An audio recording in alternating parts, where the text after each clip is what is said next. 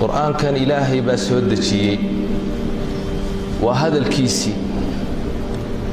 إلهي مالك قيامها وكاقر هلي مركا أكو يراهد إن النبي آدم هذا الكي بان كو سودتشي رسول كو ترجمنا وان كو صدري عقل آد وحكو قرتدنا وان كو سيي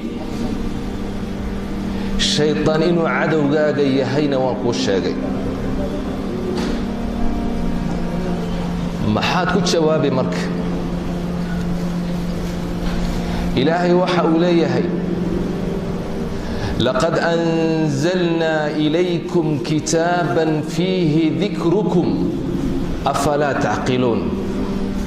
wardada waxaan inii soo dejinay kitaab fihi dhikrukum kitaabka waxa ku sugan sharaftiina wanaagiina khayrkiina horumarkiina ayaa kitaabka quraanka ku jira wax walba oo u baahantiin baa kitaabka quraanka ku jira afala taqilun warmiyaynu aqli lahayn bu ilaahay leeyahay kitaabkan aan soo dejinay walibaantiina wa saadadiina wa waxa adraadinaysaan adduun iyo aakhira kitaabkaas ku jira kitaabka quraanka ayuu ku jira wax alla waxa adraadinaysaan كتابك قفك قبصدا أما ضدك قبصدا كو عمل فلا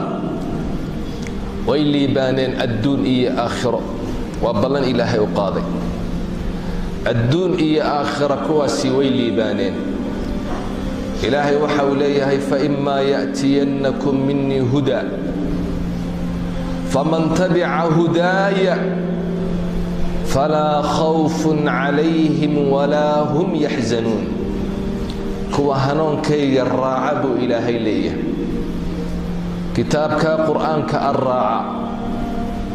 كو عمل فلا إلهي وحوليه فلا خوف عليهم وحي كعب صدان مجرو ولا هم يحزنون من مرغونيان وناق يا خير يا حسلوني يا دقناشو يا بشبش يا برواقو انت بوه